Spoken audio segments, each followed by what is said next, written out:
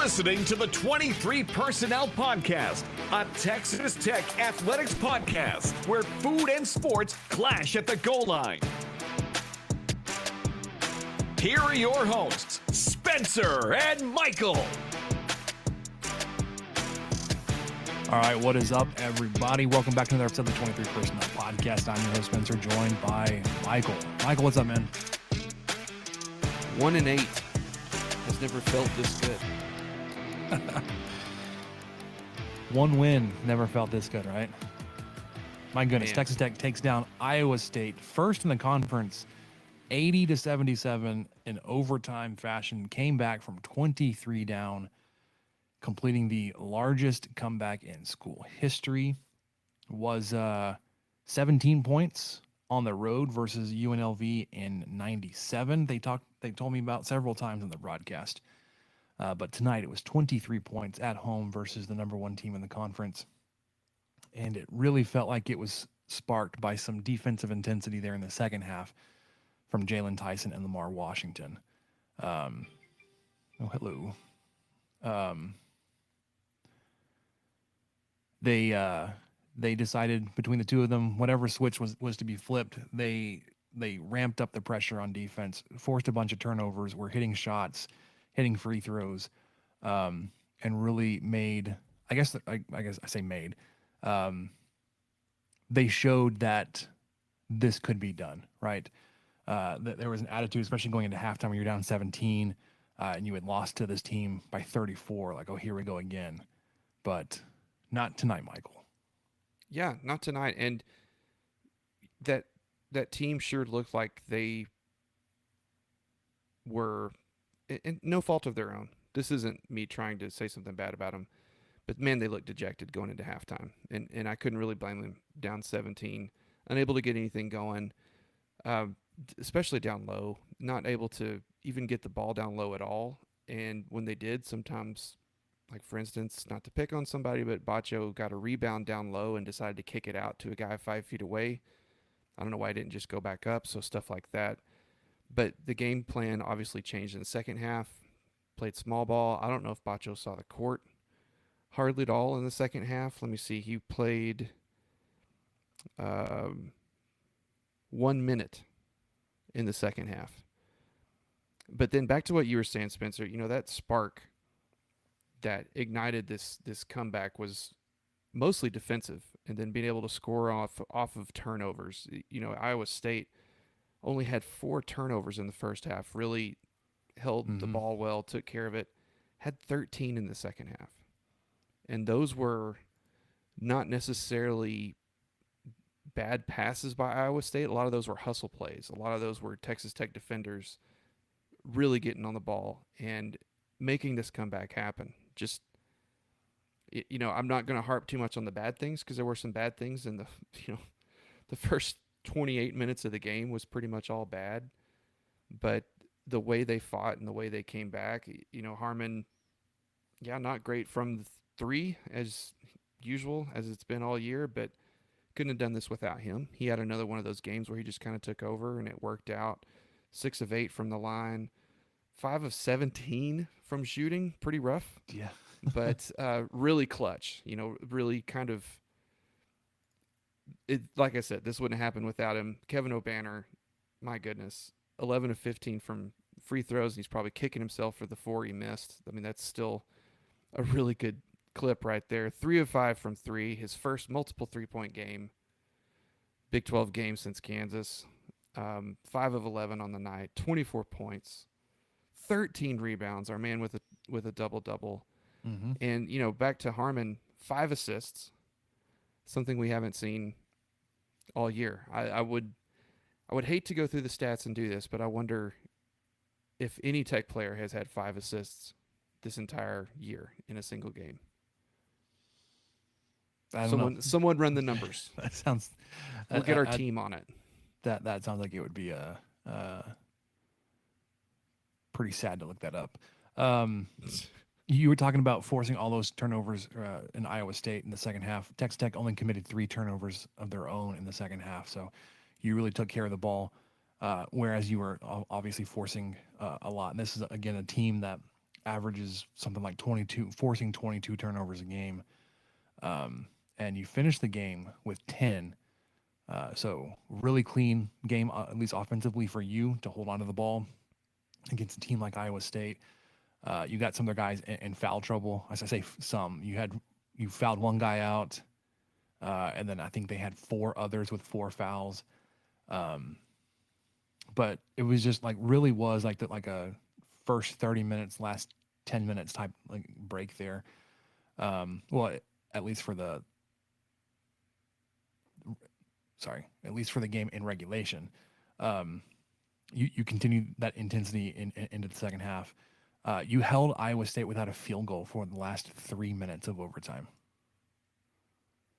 And I don't know how many threes they attempted there in that last possession with 19 seconds left. My heart stopped like probably 12 times. Yeah. None of them, Michael, had a good look.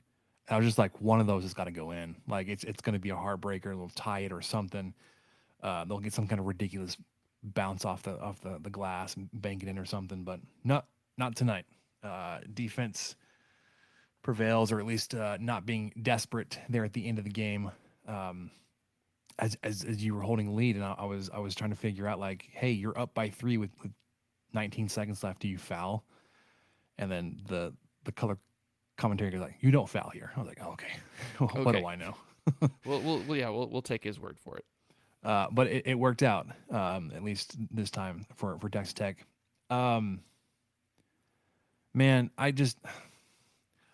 there's yes, it's a win, and no, I'm not going to like harp on things, because that was fun. The second half of the second half in overtime was fun, because you saw at least flashes of what you thought or you think that you've been capable of. Right, you've seen some disruptive defense.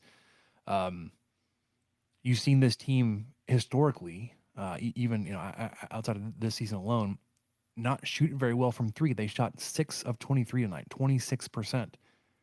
This team didn't win because they got hot from 3.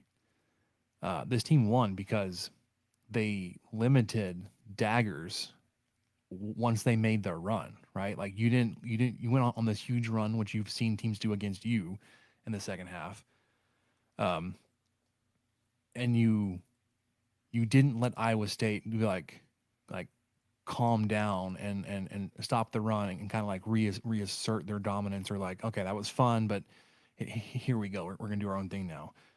No, like once you got it close, you felt like, at least I did, the momentum was on your side. All the pressure was on Iowa State, and that never let up. You got it. You took the lead there in overtime for the first time ever in this game. Iowa State was able to get a 3-point lead then, and then you battled back. It was, again, not by hitting threes, but by doing the little things, by being aggressive offensively and driving to the bucket, even though has not been a great plan this season, just to let Davion Harmon do his thing and chuck it up. It worked tonight, but there were things that you did tonight that just haven't worked for you in the past. There were a lot of opportunities, and on inbound plays, it's like, this is not going to go well. And I was like, that went surprisingly well. Like, there wasn't any kind of huge momentum shifting play, but there wasn't some kind of back-breaking turnover or like 5-second call because you couldn't inbound the ball. So, I mean, 1 win in 9 games is pitiful. It's ridiculous. It's unacceptable. But like, that was fun to win, to get that off your back. I was seeing a lot of things on Twitter about Texas Tech fans, saying, "Oh, it was fun to win against LSU, but it wasn't a conference game." And then and look how it's going now against Iowa State. It was just a flash in the pan. I was like, well, kind of. But breaking that 8-game losing streak now looks a whole lot bigger now that you pulled off this game now.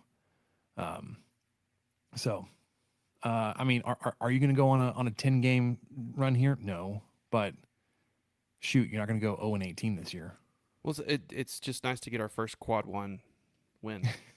Yeah, because before tonight, your best win was still at home versus Eastern Washington. It wasn't even at LSU. Yeah, So- shout out to Money Mainville for dropping that tidbit earlier on the Discord. But yeah, it was it was nice to see it. I mean, Tech just kind of realized that they're not a good 3-point shooting team and decided to attack the basket differently. They also realized that they don't really have an offense. There is no offense. That whole first half, that most of the the first 5-8 minutes of the second half, I still don't know what offense they're running.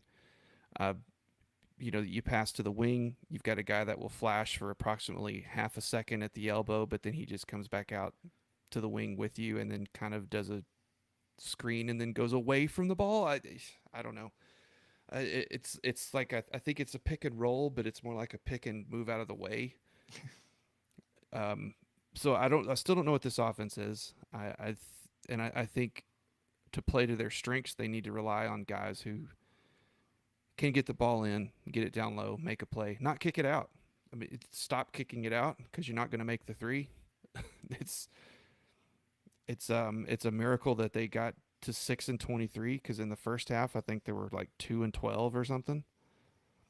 So take that with a grain of salt there, but a lot to work on obviously on this team. But to come back, you just can't discount that. To come back against a good Iowa State team who is ranked number 12 in the nation or whatever right now. Mm-hmm. And they kicked your butt. Like you said, blew you out of the gym up in Ames to do By all 34. of that. Yeah. And was up by 17 at halftime, up by 20, all that good stuff. Yeah, you can't discount it. Looked like they were on their way to do it again. But you said, nope, not tonight. I don't know. Obviously, this is an instant reaction. We haven't even heard like post-game comments or any kind of stories written up. But whatever happened to Daniel Bacho? Like I think you mentioned he played 1 minute in the second half. Yeah, it was one. Or we talked about that before we hit record. He played 11 minutes in the game. Took one shot. Got 3 boards, and a foul. So I don't know if there was some kind of injury concern or just when you got going, it was O'Banner and 4 guards or whatever you want to consider Tyson and Lamar Washington. Those are guards because, I mean, you rolled with O'Banner at the 5 if you were to have a 5 for 42 minutes tonight outside of your 11 minutes with Bacho. And then it was a combination of Jalen Tyson, Davion Harmon, Kerwin Walton, Lamar Washington, and then a little bit of Demarion Williams there in the second half. You had KJ Allen and Elijah Fisher with some minutes in the first half. Fisher, like he looked like he was picking up there on the first half. And then he just didn't come back in. So like, the rotation was weird again. I don't know if there was something that the coaching staff saw that it just wasn't effective. I mean, obviously when he was playing a lot in the first half and the team got down big, you were looking for something else.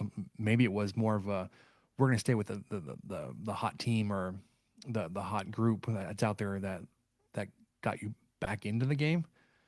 Because you didn't see Elijah Fisher or KJ Allen or Robert Jennings in this second half. And Yeah. I don't know how many games you can win being that small. Going with O'Banner, who hit his 2000th career point tonight, which is freaking awesome for him. That's not something a lot of guys are able to say. But like if O'Banner's your big, and then you're going 2 guards and 2 wings or whatever other combination. I don't know how well it's going to work. But on the flip side, I couldn't tell you that there's a lot of teams that have like just enormous guys in the middle that you can't get around. And we've seen when you play with big guys like Bacho and something with AMAC, that wasn't really all that much of an advantage for you. So, all in all, Michael, it was a fun comeback to watch. Obviously, you're thrilled to get the win there. Um, I was preparing myself emotionally for a blowout. I was preparing was for I, man. a short, kind of tense, like, well, it all sucks. Well, what else were you supposed to do? Type of instant reaction tonight. And I was thinking, I never said it in the second half during the comeback, but I was thinking, you know what? Like, even if they lose this game, there are so many things you saw that you can be excited about. Like, that's what I signed up to. Like, that's what I want to see more of. Um, the defensive intensity, the aggressiveness on offense, and all that kind of stuff, or at least at times. But they went and did the thing, Michael. They went and polished off that comeback, and you got a Big 12 win tonight. So it is not a countdown to baseball podcast just yet, but we're there. We're we're ready for baseball here in about 2.5 weeks. But man, that was certainly a fun game tonight. Yeah, it's good to reset the clock because it was 336 days since Tech's last regular season Big 12 win. I went back and decided not to count the tournament wins. So the clock resets back to 0. It's a good feeling. On a bit of a streak, 2-0 run against teams with the pulse, to put it lightly. I mean, Iowa State obviously has way more than a pulse. It's a solid team. That whole first half was just what happens when a bad offense meets a really good defense. Excruciating. It was just it was just awful, just pitiful to watch. But Tech found a way. They changed up what their game plan was, whatever that was, which was, I think, just throw it around till someone takes a bad three, and decided to be aggressive and decided to kind of take matters into their own hands. Got some great foul calls. I'm not going to say help from the officials, but I will say the officials were kind of letting Tech's defenders play quite a bit. I think they were getting a little bit handsy, and you didn't see that. It didn't surprise me that it kind of surprised me they didn't try to call a foul on one of those wild threes in overtime. So Tech was fortunate there. I don't think they fouled anybody, but it just seemed like they would try to call someone because Grill was purposefully throwing them off. Seems like he was kind of just jumping off of 1 foot really weird to make it look like he landed funny. But really big win. Hopefully something that'll get the monkey off the back, get something going. I mean, if they could put together any sort of 5-2 stretch coming up or something like that, that'd be incredible. I think everybody would feel better. Not feel good, but better. Especially if you see a team that fought like they did tonight. And, it's kind of comes down to these last several games. I know there's a lot of folks that are done with Adams. And I said on last podcast, I don't think I am. I think I want to see at least the end of the season. I think they coached a really, really bad first half. And I do think they made some decisions, even maybe midway through the second half, that did help get Tech back into the game. But ultimately, it's credit to the players, because that was basically what they did, was just kind of give the ball to the players' hands. But, at this point, especially if Tech starts winning a little bit, I think a lot of us need to ask ourselves, do we want Tech to continue losing? Is that the best path for this program and these players? Or do you want Tech to continue losing just to be right? So that's kind of where, I don't think that's where I'm at. I think I'm preaching a little bit. So, I mean, I just don't want Tech to be, oh, well, great. Well, that's dumb. I really wanted to get rid of Adams, and they won that game tonight. Bunch of idiots. Why'd they do that? So let's not do that. Maybe, I don't know if that's a good idea. Um, just kind of take it as it comes and see how things settle at the end. I think that's where I'm at. Yeah, I think my stance has softened a little bit. Uh, One, it's just been one game, but if you can see even flashes of what you saw tonight in the second half in other games, um, then it's certainly going to take some of the sting off. Because then you can have more of a measured conversation about like, yeah, you had a terrible record in conference play this year, and you didn't do yourself any favors in non-conference play. You can have the conversation about the Big 12 being really good and not feel like absolutely ridiculous trying to make that argument, um, because like at least early on in conference play, there were some of these flashes. Obviously, when you played Kansas at home to a 3-point game and you go overtime to Oklahoma. Like there are bits and pieces that you were feeling like, hey, that was just an unlucky turn here, or bad call there. You kind of lose sight of those when you then get blown out by double digits, 12, 15, 34 points in the other 6 games that you're talking about here. But I'm if we see more stretches of what you saw in the second half, then I'll be a little bit more measured in my response about what I feel or what I think should happen moving forward. But also, I would warn everybody, like, not that you should, you have to listen to me, but this was just one game too, right? There will be some guys that have been like, hey guys, let's wait, that will use this, but I told you, see what I said, I told you. It's one game, and yeah, you've won 2 games in a row now. LSU was just awful. Iowa State, certainly not awful. But if you can start seeing more of a trend in this direction and not like a one-off here, then some of the wait and see guys will be right, as opposed to some of us, me type of instant reactioners, or more hotheads that are like, nah, man, losing this many games by this many points sucks. Let's fire them. Oh, I was absolutely doom and gloom most of the season, or the Big 12 season, and I'm not going to share exactly what I wrote on my notes, but I wrote something like, I'm not going to say who it was, but in a fit of rage, I wrote, so and so can't hit a shot to save his life and should never take another 3 in a Texas Tech uniform. I think I know who you said. So that was about.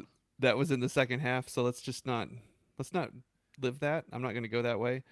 I would like to point a little bit of evidence to folks who claim from no credible sources, but that Adams and his coaching staff have lost the locker room and all that kind of stuff.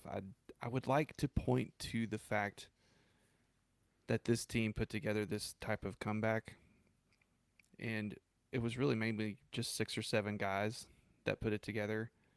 Yeah, they could be playing for themselves, but that's a good thing too. But I really think it's the fact that they're all playing for each other, coaching staff included, even if it's a coach that you've decided you want fired. Maybe the players don't feel that way. So there's that possibility too. But you're totally right. This is one game, man. I mean, we could go 1-17. Tech did it not that long ago. 10 years ago, Tech went 1-17. We talked about that last week. It's on the cards, but at least it won't be 0-18. And then if you do go 1-17, how ridiculous will we feel about this one night, right? Like, oh man, we had so much hope. We're coming out of a 0-8 stretch, and we beat Iowa State to then lose the next 9 games. I think we're being measured. We're pretty reasonable, sort of, I think. Yeah, that's not usually my way of operating here, especially after a big win. Yeah, Yeah, usually you're just throwing up the X everywhere. No, I'm kidding. So we've got well, one, I was gonna say you're not gonna go. Well, Iowa State is obviously not going to sweep you. You haven't played Oklahoma State at all yet, who I think you've got a great shot at. This weekend you're going to Waco to take on Baylor. I can't ever say that word Baylor without it feeling like there's some kind of weird accent on it. I was telling my wife about this. It's always like I'm coming off saying Baylor. Sorry, Kind of like a bro kind of thing. Baylor. I don't know. So you've got Baylor on Saturday. Tubular, but Baylor. And they're coming off a loss to Texas and Austin. Then you're at Oklahoma State. So you got 2 road games in a row here, which could serve to spark something, or it could Squash kill it your completely. momentum. Yeah, because this again, going back to just pumping up the Big 12 here, because it is so difficult. The schedule is so difficult. There aren't any stretches here where you can be like, all right, I've got a little bit of a break here, a little bit of a breather. You at Baylor, at Oklahoma State, then you get Kansas State and Texas at home, at West Virginia, at Oklahoma, home versus TCU, at Kansas, and then you finish up home versus Oklahoma State. It's weird out of that stretch. The quote unquote most winnable games are, one of them is at Morgantown, which is not. That does not sound fun. That's not a fun place to go win a basketball game. That's not an easy place to go win. I don't care. And, maybe they will have that kind of fire, kind of that same redemption tour after getting showed up at home pretty poorly last week. But, yeah, when you read off the schedule and think, oh, man, that's one of the more winnable sounding ones, and it doesn't sound like a very winnable game at all, it's tough. It's going to be a tough stretch. Yeah, you got the Baylor game's on CBS. Yikes. So you've got 4 home games left. Again, with my instant reaction brain going right now, I'm feeling like a little bit more optimistic with your chances. You've got Kansas State, Texas, TCU, and Oklahoma State left at home. So it's possible, man. You could win some more home games. Hey, anything else? Any final thoughts? Just some scheduling thoughts. 18 days to first pitch. You already kind of talked about it, but Spencer is over at 23 Personnel on Twitter. That's at 23 Personnel, and he has a countdown to first pitch every day, highlighting a different Texas Tech player. And then on top of that, we're going to record Tuesday night. So we'll talk a little bit more about it, some other things. But the Lady Raiders take on Oklahoma State in Stillwater Wednesday, 6 p.m. ESPN Plus. So be sure to catch that too. That's it. That's all I got, man. Let's rebound. Let's rebound the basketball. Let's quit shooting as many threes. Drive to the basket. Hope for the best. Play some defense. We got Big Bad John McMillan coming up on the countdown to first pitch tomorrow. But that'll do it for us on the 23 Personnel Podcast. This has been your instant reaction. Texas Tech defeating Iowa State 80-77. It's been fun. We've got lots more games on the schedule. Baseball to get to. Lady Raider basketball. But for Michael, I'm Spencer. We'll catch you guys next time.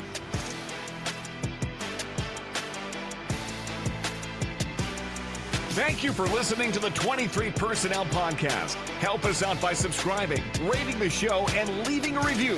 Follow us on Twitter at 23 Personnel, Spencer at Punt Suck, and Michael at Michael_LVK. Be sure to catch the next episode. And until then, guns up and let the tortillas fly.